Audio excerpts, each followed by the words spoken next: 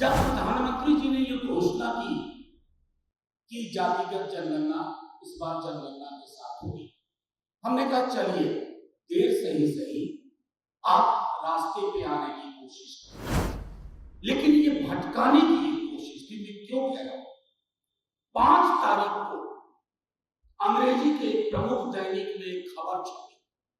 खबर क्या थी कि पिछड़ी जातियों की, उपजाति और जातियों की गणना होगी। ओबीसी की कुल आबादी कितनी है ये नहीं बताया जाए।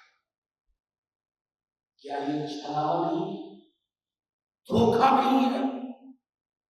पिछड़ी, अत्यंत पिछड़ी जातियों के साथ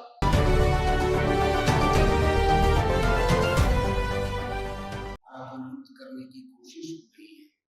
ये उस धारा के सार्थक वाहक है, एक मजबूत चीज, और मेरा दल इस धारा के पक्ष में बिना तराजू लिए हुए खड़ा, नफानुसार सोचे। आपके समक्ष कुछ गंभीर बातें आज बिंदुवार तरीके से रखूंगा, उसके बाद फिर आपके सवाल होंगे।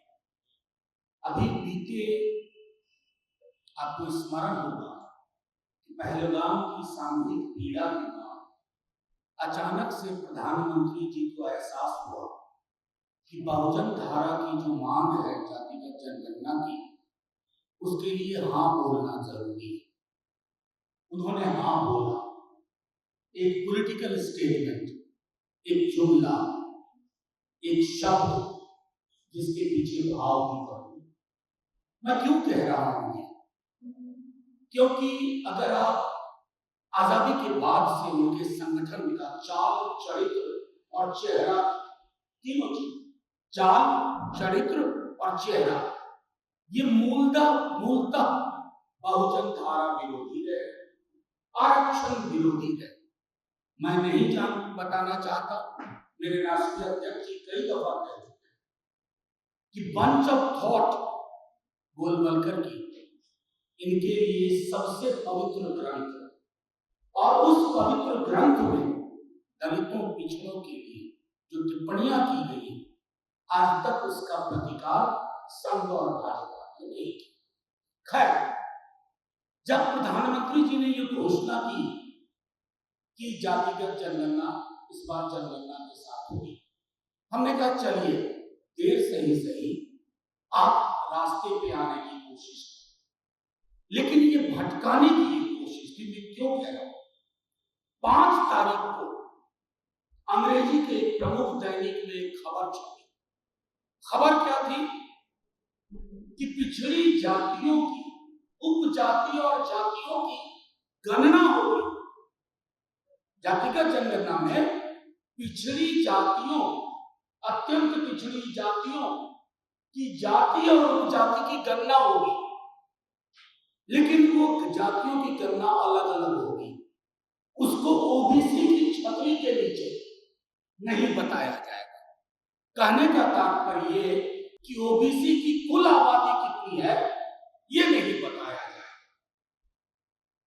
क्या ये छलावा नहीं है? धोखा नहीं है? पिछड़ी, अत्यंत पिछड़ी जातियों के साथ आखिर डर किस बात का है?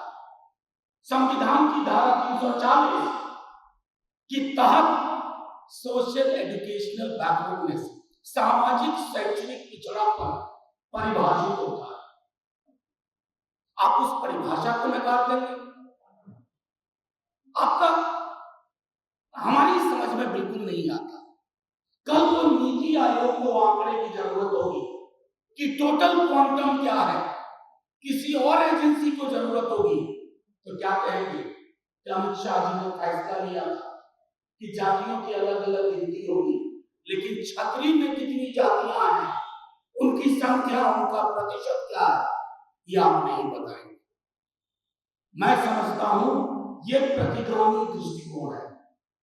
अपने दल की ओर से बिहार यानी हिंदुस्तान भर के तमाम पिछड़ी, अत्यंत पिछड़ी जातियों की ओर से लोहिया जी और अंबेडकर साहब को स्मरण करते हुए ये आगाह करते हैं कि जैसे जातिगत जनगणना करवाने की मांग से पीछे नहीं हटा गया, उसी तरह आपको मजबूर करेंगे कि आपको इस पूरी छतरी यानी कि ओबीसी ईबीसी में कौन कौन जातियां कितनी हैं और टोटल क्वांटम क्या है, टोटल क्वांटम क्या है, ये आपको बताना होगा। एक बहुत ही भोंडा आधारहीन तर्क आया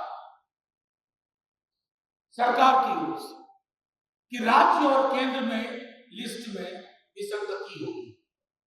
हाँ होगी, वो बाकी समूहों पर भी लागू होता। आप तो सेंटर की लिस्ट तैयार करो, राज्य अपने हिसाब से उसमें से कल कर लेंगे, निकाल लेंगे। इसको लॉक करने की कोशिश है, जैसा मैंने कहा आधार करते हैं सरकार, जन सहलाब उभरेगा।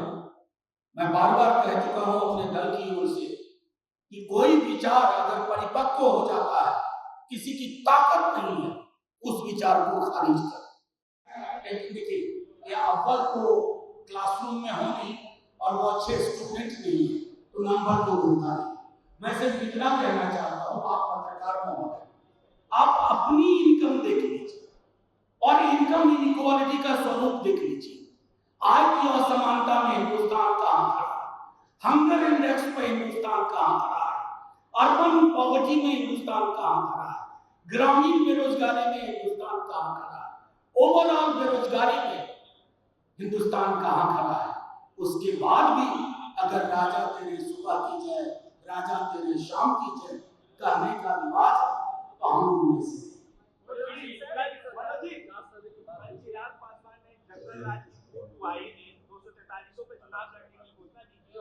आपसे विशेष आग्रह करता हूं, सुबह भी बात की है इंडिविजुअली मैंने मीडिया से, लेकिन आज की प्रेस कॉन्फ्रेंस इस बहुजन सरोकार के विषय महती विषय पर आने दीजिए, क्योंकि मोदी जी की सरकार रोड ब्लॉक ला रही है कास्ट सेंसस के नाम। नहीं, आप देखिए थोड़ा टाइमलाइन मिस कर रहे हैं। 11 में हुआ, 11 में हुआ, 14 में प्रधानमंत्री जी आए, डेटा कल में 1.5 साल का वक्त लगता है। आप थोड़ा गूगल करिए। मेरा सवाल था कई बार पार्लियामेंट में, उन आंकड़ों का क्या हुआ? जैसा उदय बाबू ने कहा, उन्होंने मुझको जवाब दिया कि आंकड़े करप्ट हो गए। मैंने काउंटर सवाल किया, आंकड़े में करप्शन है या आंकड़े में करप्शन? ये फर्क सवाल है। जातीय जनगणना की बात कर रहे हैं, आप लोग को लगता है कि बिहार चुनाव को देखते हुए केंद्र सरकार ने जल्दबाजी में ये फैसला लिया, वो स्ट्रेटेजी पर अभी तक बनाई नहीं गई, 26 में से कराना भी है? नहीं, एक मिनट, पहली बात तो बता दें, सरकार बिल्कुल और गंभीर है। 27 से कट ऑफ रखा है। आप सोच रहे हैं हम लोग 25 के जून की 9वीं तारीख में, किस बात का डिले? पूरी दुनिया में सेंसस रुक गया? नहीं, आपकी मंशा स्पष्ट नहीं है। जब आपने देखा कि धारा ये बलवती हो उठी है, आपने एक शब्द का करवाएंगे, क्या क्या करवाओगे? इस सेंसस पे विमेन रिजर्वेशन है, इस सेंसस पे कास्ट सेंसस है, कास्ट सेंसस पे रिजर्वेशन है, क्वांटम भरना, कास्ट सेंसस पे प्राइवेट सेक्टर रिजर्वेशन है, कास्ट सेंसस पे समानुपातिक प्रतिनिधित्व, इससे डिलिमिटेशन है। एक बास्केट में इतनी सारी चीजें हैं और सरकार की कोई क्लैरिटी नहीं है। मैं तो सिर्फ ये चाहूंगा कि 11वीं वर्षगांठ मना रहे हैं, केक काटने से पहले कलेजे पे हाथ रखें और सोचें इतनी बेईमानी के लिए क्या क्या करना पड़ता है। सरकार की मंशा पर सवाल उठा रहे जातिगत जनगणना को लेकर के, लेकिन सवाल है कि बिहार में जातिगत जनगणना हुई तो उसमें राहुल गांधी सवाल खड़ा करते कहते ये फर्जी तेलंगाना मॉडल होना चाहिए। नहीं, उनको मेथोडोलॉजी को लेकर के कंफ्यूजन है, कंटेंट पे नहीं, आउटकम पे नहीं, मेथोडोलॉजी को लेकर के। मेथोडोलॉजी पूरी की पूरी पड़ी हुई है, कोई भी देख ले। सवाल वो नहीं है, सवाल आउटकम का है। सवाल है कि सर्वेक्षण हुआ उसके बाद क्या हुआ। सवाल ये है कि जब उच्च न्यायालय ने रोक लगाई तो कहा कि एक सर्वे होना चाहिए था कि कहां संस्थाओं और संस्थानों में किस जाति का कितना प्रतिनिधित्व है। इसके लिए रॉकेट साइंस के ज्ञान की जरूरत नहीं चाहिए। मुख्यमंत्री जी को एकदम सर्वदलीय कमेटी बना 3 हफ्ते के अंदर सारी रिपोर्टिंग करके आप उसको ले चलिए सदन में और फिर फैसला होगा।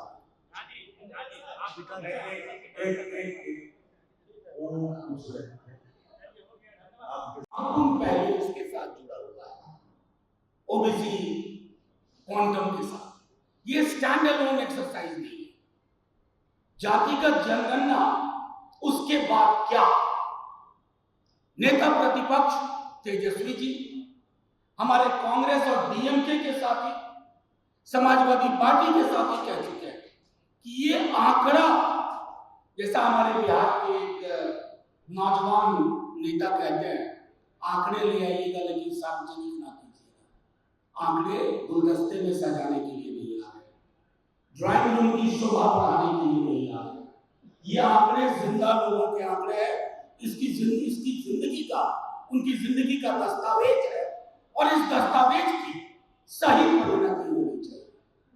अगला सवाल माननीय प्रधानमंत्री और गृहमंत्री से, संसद में चर्चा करिए कि ओबीसी काउंटिंग के लिए, जनगणना के लिए आपके इनपुट क्या होंगे, यानी प्रोफार्मा में आप क्या क्या चीजें इंगित करके जानना चाहेंगे, क्योंकि उस प्रोफार्मा के इनपुट से आउटपुट निर्धारित होगा।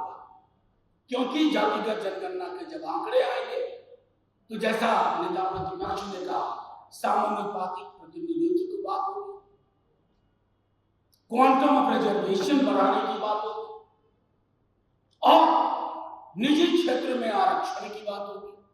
और ये महज बात नहीं होगी, इसके लिए संघर्ष। अतः लब्बो-लुबाब ये है, अगर सरकार की मंशा है कि ओबीसी की गणना को पर्दे के पीछे छुपाया जाए, तो इतना कह रहे हैं, बिहार ही नहीं पूरे देश का ये समाज उठ खड़ा होगा। कैसी विडंबना में हम लोग रह रहे हैं। 4 जून को नेता प्रतिपक्ष ने चिट्ठी लिखी, आप सब वाकई पर, माननीय मुख्यमंत्री जी को। आज 9 तारीख को मैं आपके माध्यम से प्रेस कॉन्फ्रेंस कर रहा हूं, चिट्ठी की पावती नहीं आई है अभी तक। पावती मतलब एक्नॉलेजमेंट। बगल में रहते हैं माननीय मुख्यमंत्री, हमें तो डर है क्या उन तक चिट्ठी पहुंची, हमें चिंता है इस बात। सूबे के उनके पूर्व के डिप्टी सीएम और नेता प्रतिपक्ष मौसम का हालचाल लेने के लिए चिट्ठी नहीं लिखी थी। उन्होंने जो निर्णय उनके दौर में लिए गए थे उसके परिपालन के लिए और आधुनिक संदर्भ में, समकालीन संदर्भ में 85% आरक्षण को करके विशेष सत्र बुलाइए, यह आग्रह था, ताकि 9वीं अनुसूची में इसे डाला जा सके।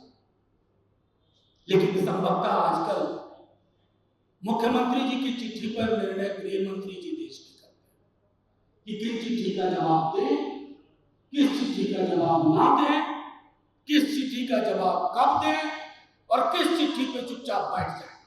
कुंडली मार ये परिपाटी।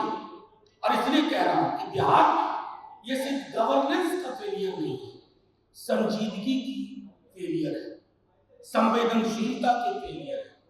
और इस पूरे मुद्दे के मद्देनजर अगर अभी भी माननीय मुख्यमंत्री जी विधानसभा का विशेष सत्र नहीं हुआ और प्रेस कॉन्फ्रेंस के माध्यम से जो बातें हमने रखी उस पर गौर नहीं करते हैं, तो भीषण संग्राम होगा।